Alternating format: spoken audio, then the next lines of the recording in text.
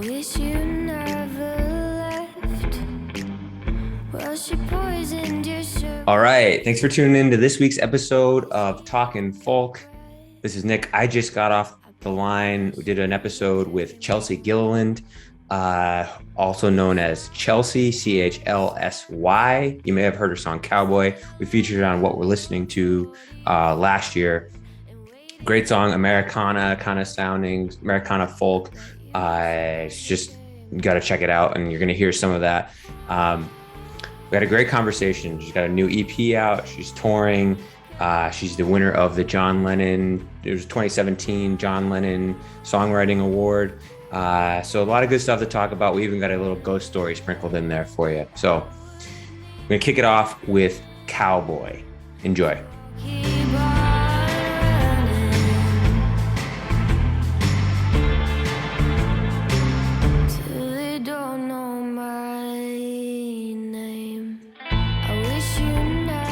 Welcome to this week's episode of Talkin Folk. This is Nick, and today I am joined by CHLSY Gilliland, who also is known as CHLSY.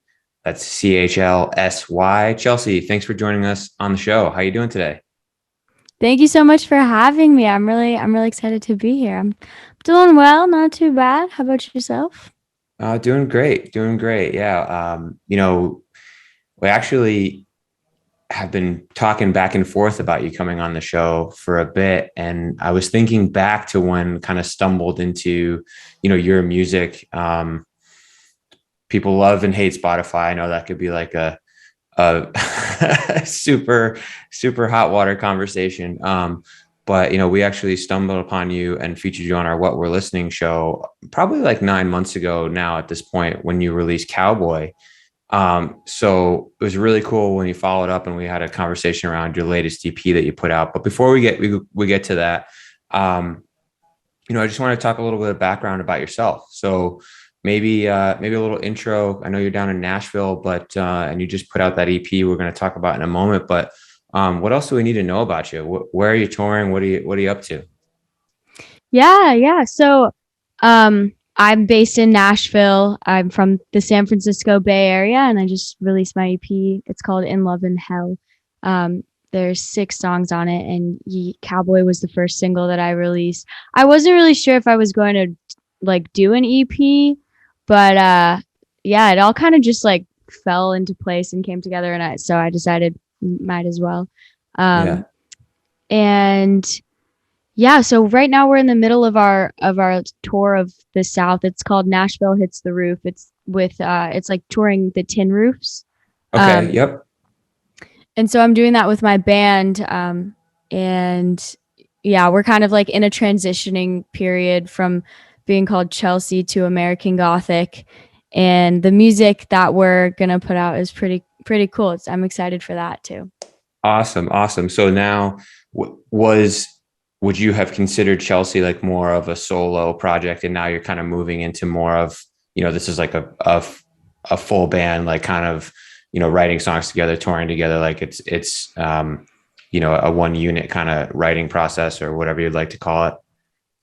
Totally. Yeah. CHLSY was definitely more of a solo project. I wrote most of the songs with my friend and my producer, Dave Audet. He contributed, or he did, I want to say 4 songs he did 4 of the songs off the EP with me. We wrote them and he produced them. So it was a solo project, but there was definitely a lot of people involved in the creation of it. One of the songs I wrote with Dean Glenn and Timothy Reismus, and Cowboy was I just wrote by myself, but it was produced by Aaron Hellum. So there were a lot of people involved in the creation of that EP, but I guess it would technically be considered a solo project. And then the stuff I'm doing with American Gothic is we've written it all together as a band, and it's really fun to be in, I don't know, have the energy of 4 different people coming together to create music. So I'm excited for it. Is that the first time that you've written or been involved in a band, as American Gothic's kind of ramping up, and I don't know when you're officially going to change to that name, but is that the first time you've been part of a band, and it has always been solo before? I was actually in a band in high school, well, middle school, and then into high school, called The Harder We Fall, and that really got me into like grunge and rock music, I would say. Nice. And then I just, I don't know, I always loved that environment and being with people and collaboration. Um, and I found myself really missing it. And then it kind of all just fell together, and it felt like the universe was like, all right, it's time to have a band again. Nice. Nice. So Cowboy was the first single off this EP. Like I said, that's how we kind of stumbled into. I think you were in. I want to say that you were either in the Indigo playlist, or there was a playlist on Spotify that you were on, which was great. Yes. I love discovering new stuff through there, and the sound just like really captured me. You have a very unique, like very unique sound. Was that always the sound that you were kind of going for? Like kind of Americana, you like a little Western sounding, or did you kind of move towards that? I think you said you were in like a more grunge type band as time went on. I actually, yeah, I had no idea what I was doing. I just started like writing, and that was what came out. And it sounded Americana and it sounded like folk. And I believe the playlist was called Fresh Folk, but I'll have to look back and through that. I was trying to like rack my memory for what it was called. I think it was Fresh Folk. But yeah, I was not expecting that sound to come out at all for myself. I wanted to make like pop music or grunge music, and then I wrote Cowboy, and I was like, whoa, I like this a lot. This feels cool. It makes me feel tough, and at the time that's what I needed to feel. Yeah, no, that's great. I've shared it with people I've shared it with too. They love the sound of it. Thank you. You know, just very, very unique. So let's talk a little bit about that EP. It's called In Love and Hell, right? Yes. And it's been out for about a month now, would you say? Yeah, I released it on June 26th. Okay, awesome.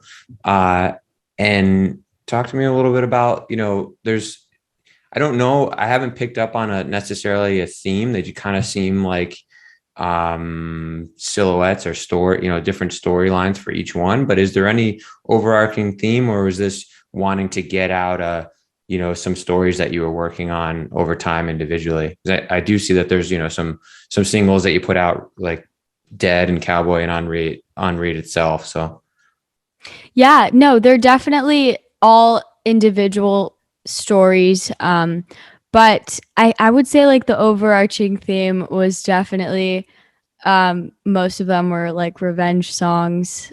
And I think that's kind of why I called it In Love in Hell, because a lot of the relationships that I've had have been pretty toxic, I would say. And friendships too, and relationships. And so life can be pretty tough, no matter if it's a relationship or not. Right. So totally. And yeah, and that's Sinner is one of the songs on that. And Sinner is kind of talking about how I'm not perfect either. I definitely have my own toxic tendencies. And so that was like that's what that song was about. But the rest of them were about like relationships and friendships that I've had that have just been really painful and really draining. And just like feeling like, I don't know, when we decided on the title In Love in Hell, it's from the track Tumbleweed. There's a line that says, I always seem to fall in love in hell. And me and my friend Elise were she was helping me come up with the name for the EP. And we just felt like In Love in Hell felt more like a state of being. And, and it kind of like encapsulated all of the songs on the EP pretty well. So that's my drummer. What's up? So you put that out. Was that all the same band that's now going to be part of American Gothic? Or is there different personnel that's kind of not part of that EP, or maybe a carryover? Yeah. all of American Gothic has been performing the songs off the EP with me, and we've Nice. been playing together for a while. But on the actual songs, it was various session artists that my producer gathered. Awesome. Awesome. Well, I want to talk a little bit about my favorite from the EP. I mean, I like all of these songs, but I have to pick a favorite, right? I think that's part of For sure. part of anybody's album or EP listening experience. So, and I just realized that I said on read before, and we talked about it before the show. And the way that you say it is on read, and I say it on read, and it's just one of those weird things in the English language. But anyway, this song we'll English talk is about. so complicated.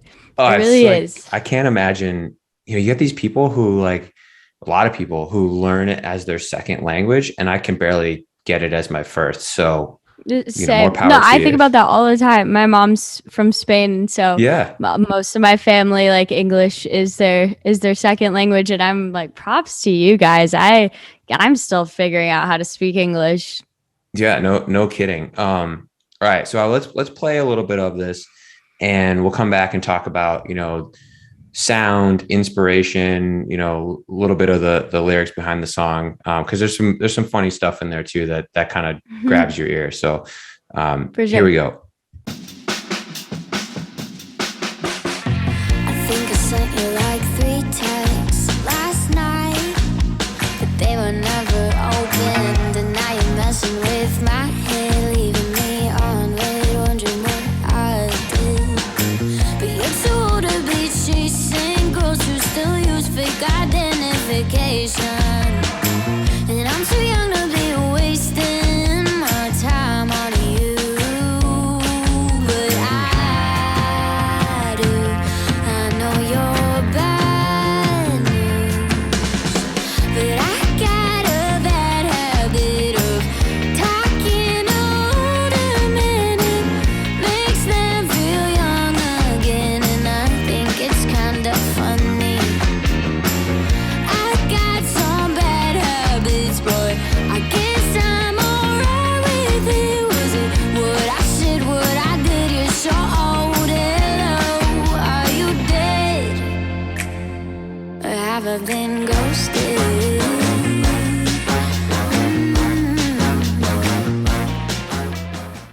All right, so that's a little bit of On Red, if I got that Yeah. right again. You have to check out the rest of it. It's available. You're on all streaming services that I could find. So check that out. Give it a listen. Give the rest of the EP a listen. So let's talk a little bit about that song.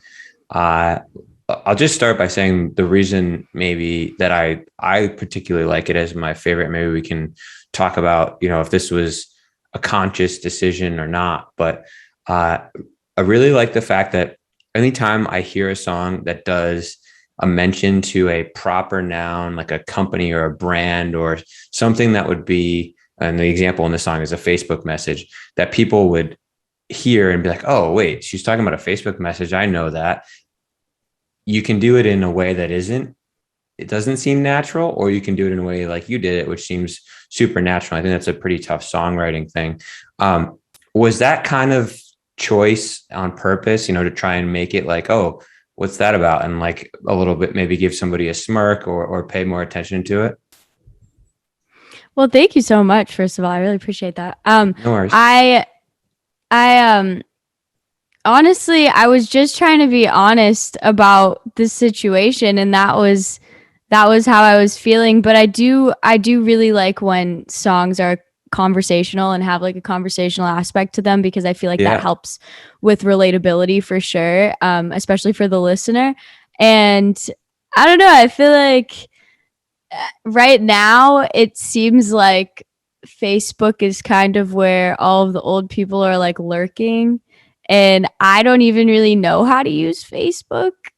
Most of my friends don't know how to use Facebook. I have a Facebook, but my manager, day-to-day person, mostly manages the Facebook because I Right, cannot right. figure it out.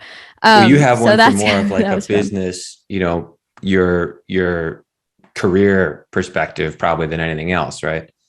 Yes, no, exactly. And so that line was really, I was just trying to be honest. Like, I don't use Facebook. You send me a message on Facebook. Yeah, That's there you go. outdated. Yeah. And so the beat, and the music around it, which if you kind of listen to, I think we'll probably talk a little bit about Tumbleweed and Cowboy. Those are trending more towards like an Americana folk sound. And now knowing that with what you said, you were maybe thinking about being a little bit more like of a pop artist earlier in your career. That has a little bit more pop elements than some of the other songs. So it was nice probably to kind of dip your toe back into that sound and write something towards not just having an Americana EP that you were going to put out. So that was a nice change. Maybe that's why it stuck out to me as well. Thank you. So in relation to that, I want to talk a little bit about if you don't mind, kind of sharing the story a little bit. Kind of let's go back to 2021 now. So 2017, let's go back 4 years to your John Lennon Songwriting Award winner year. Congratulations, by the way. I know that I'm sure that was a really big thing for you. And that was for a song called Fire. Is that correct? Yeah. I did find the song. We won't play it today because this is about the EP, but I do want to talk a little bit about that, that process. And was that a kind of a turning point in your musical career? We're like, oh, well, I guess people like what I'm doing. Like, let me start making more, creative things, like, all your music and whatnot. So talk to me a little bit about like what that did for the beginning of your career, really, back in 2017. Yeah, for sure. I can't believe you found that song. That's so impressive. I thought I like burned that off of everything. Afterwards, I'll send you the link so you can tell them to take it down if you want. It's okay. I don't know if I can listen to it. But yeah, that was definitely a pivotal moment for me in terms of like motivating me to continue writing and to continue creating music. Because that was a song I wrote. I would think I wrote it when I was a sophomore in high school. And then that award helped me to pay for college, which I went to Belmont and studied songwriting. And that contributed to like paying for my songwriting classes, which was pretty cool. And Belmont was just so awesome in terms of like their songwriting program really, really helped with my songwriting. And so, yeah, that it all started with John Lennon, who definitely haunts me. Like, I swear I see, sometimes I can talk to ghosts. I've never talked to his ghost, but I've talked to Patsy Cline. Really? Now I just sound crazy. Now I realize that. But yes, I feel like John Lennon haunts me. That's funny. Now, and you don't mean like haunting, like the way that I just brought that up and like, digging up the song that you don't want to hear anymore. You're talking about like, you think he's physically, his spirit's following you around. In a sense, or maybe. Like I feel like kind of a little bit. Huh. I don't know. Do we have time for the Patsy Cline story? It makes me sound like a crazy person, but I can give you a little brief overview if you want. We all knew you were crazy for agreeing to come on this show. So, sure. No, we'd love it. Well, so I've been like, since I was a little kid, I was able to like see ghosts, and my sister can too. It's whatever. But I worked at this studio. It was actually a Belmont studio, Columbia Studio A, and I just worked front desk. But I always worked nights there, and it was always really scary for me because I can see ghosts. I've always been really scared of the dark because I don't want to see the ghost. Now I'm okay with it, but at this point in my life, I was not okay with it. Sure. And so I was working front desk one night, and the whole fire alarm system just started randomly going off, and it said that there was a fire in one of the studios. And so I was like freaking out. I ran towards the fire, which if there had been a fire, worst idea ever. That's But literally I'm like running rule towards number one on the fire checklist is get away from yeah. it. Good, run outside, yeah. Yeah. But no, I'm running towards the fire, and then all of a sudden I like run into this like spirit, and the whole alarm system just stops. And I had like a little conversation. I had no idea who she was, but she told me a bunch of stuff about her and her music, and then I looked it all up, and it was true. And then I looked up. I was trying to figure out why I would have run into her ghost there, and apparently she had recorded at that studio where it said there was a fire, and they had just knocked down her house, and so I guess her spirit didn't have anywhere to go. Yeah, she was homeless. Well, that's you don't sound crazy, by the way, but Patsy Cline, a little bit. So Courtney, who's my wife and co-host of what we're listening to, she's a big Patsy Cline fan. So I'll make sure when this episode comes out, I at least make sure she listens to that portion because she'll love that story. That's awesome. Yeah. So we have a couple of old Patsy Cline records, actually. Good stuff. That's really funny, actually. Just think about it. Who, if Patsy Cline wasn't an influence, not that that's be all end all by any means, but who are some of your influences in terms of the music that you make? Or and that's always a tough question because it's people aren't asking because they're like, oh, who are you trying to knock off? It's like, no, but who did you like listening to is probably the more interesting thing for people, because nobody's really making music like other people do ever. Yeah. But who did you listen to, or who do you listen to now to kind of draw some inspiration from? Yeah, for sure. I think so. I said this in an interview and then got in trouble for it because they were like, you don't sound like that at all. But my like biggest inspiration is Julian Casablancas, who is lead singer of The Strokes. I think he is a phenomenal songwriter, and The Strokes are the reason that I play music. And so Julian Casablancas for sure. And then I really like Weezer a lot. The Deftones. Who else? Oh, No Doubt. Oh my gosh. I love No Doubt. But I will say, I think where this like Americana music started coming from, like I swear it was like ingrained in like my soul somehow, because when I was little, my parents always like watched. Have you seen Walk the Line? Yeah. Yeah, that was like their favorite movie, and so they had the soundtrack, and they would always play the soundtrack in the car, which is all. Walk the Line is about Johnny Cash and June Carter, and so I kind of grew up. I didn't grow up listening to Johnny Cash, which I wish I had, but I grew up listening to Joaquin Phoenix and Reese Witherspoon singing Johnny Cash songs, and so I think that's where. Yeah, I think that's where it came from. Yeah, it's funny because there definitely is a musical shift more recently, and I think it's people seeking out and wanting to create music that's not electronic. They want to make rock songs or guitar songs, or with kind of a traditional 4 or 5 piece band, whatever it might be. There seems like there's a shift to calling back to a lot of the Johnny Cashes of the world, the Patsy Clines, and a lot of the people who were fans that we've talked to of the Weezers of the early 2000s or late 1990s, or the Strokes, that kind of thing. They were making music that was real music, just kind of different than the version that we would make, now, or an artist would make now. So it's pretty cool. It's not surprising to hear some of those names though. And it doesn't matter if you sound like Julian or not. Like, it's about where you get. It sound nothing like him. Yeah, so it's about getting your influence in the songwriting. That's cool. Thank you. Yeah, thanks. So let's maybe play one more quick 30 seconds from your EP. Let's play Tumbleweed, cool, if you don't mind, and we'll we'll talk about that song and kind of what's happening next with CHLSY out on the road. Perfect.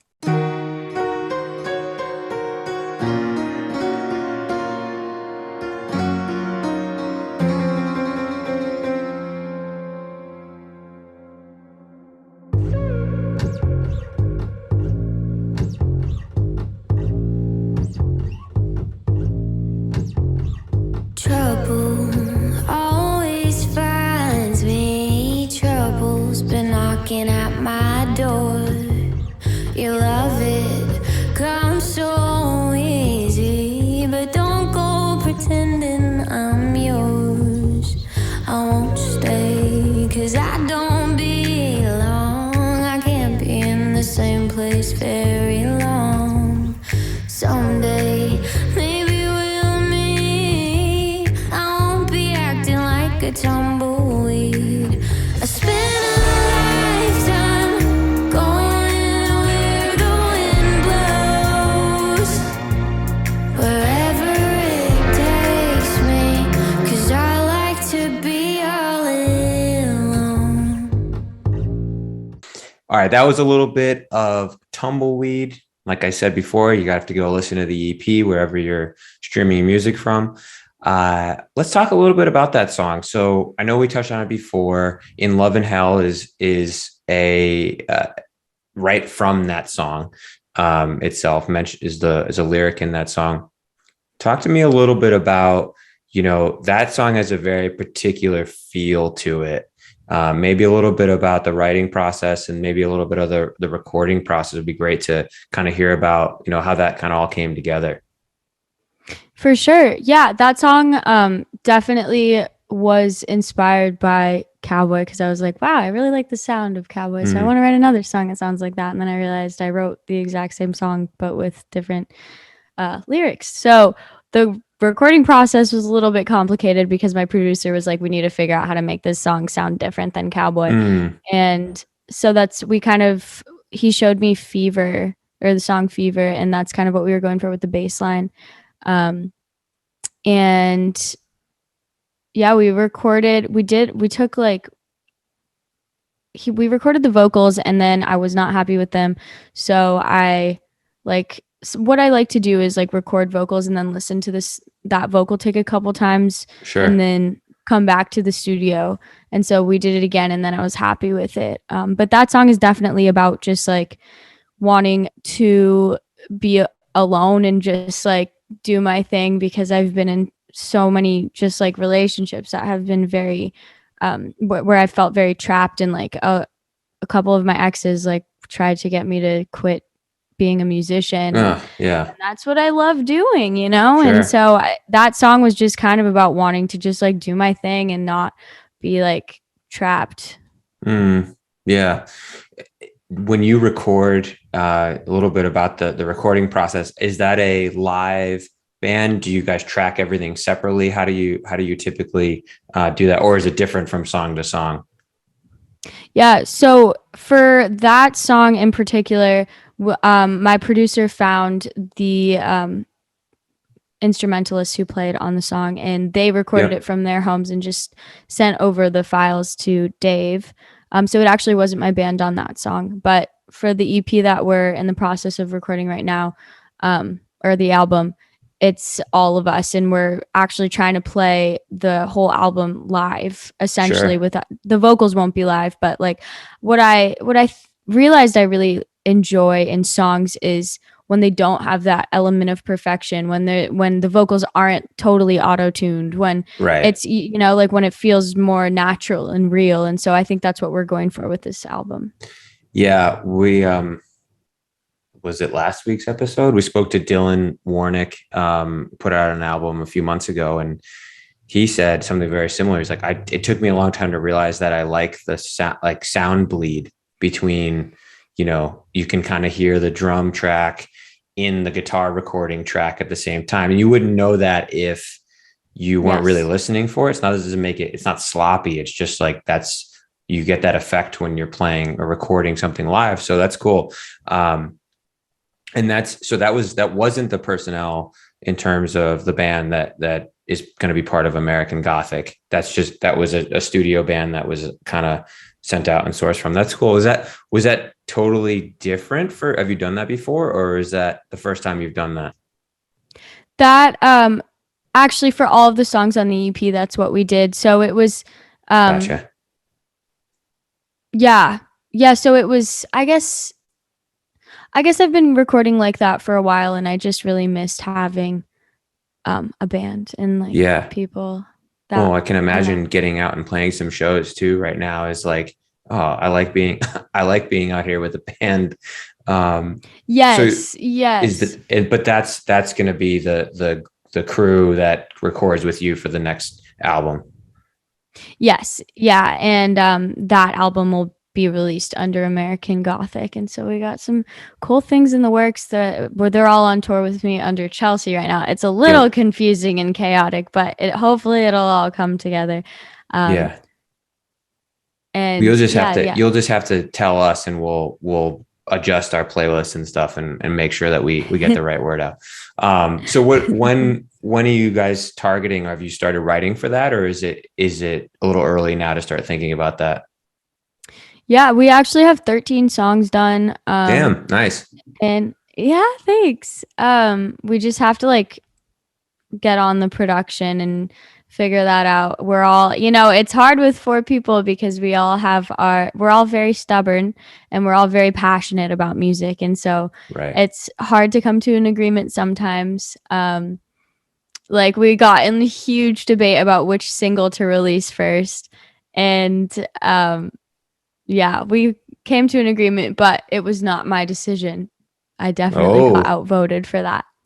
Oh, well, hey, that's part of being in a band, right? Like you're going to have to compromise, have to work through those things. I know. Yeah. I mean, look, there's always the fact that you can always fall back on your own name, right? Like to put out solo stuff, but the band experience will be something different. Right. So I think that have those.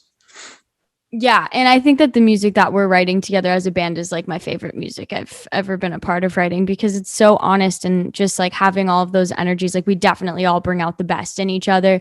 Nice. And yeah, I'm really excited for it. And I'm really excited for the first single too. I just didn't want it to be the first single. When are you planning on putting that out? Have you recorded it yet or not yet? We just finished it last night, actually, but we don't have a date perfectly set in stone, so I won't say anything yet. But hopefully soon. Yeah. So we'll be on the lookout for that. How many more dates do you have on your tour? This will be out Friday this week, so you're catching Lexington end of this week, I think. Yeah, Lexington will be on Thursday. Friday will actually be in Cincinnati, and then Saturday will be in Louisville.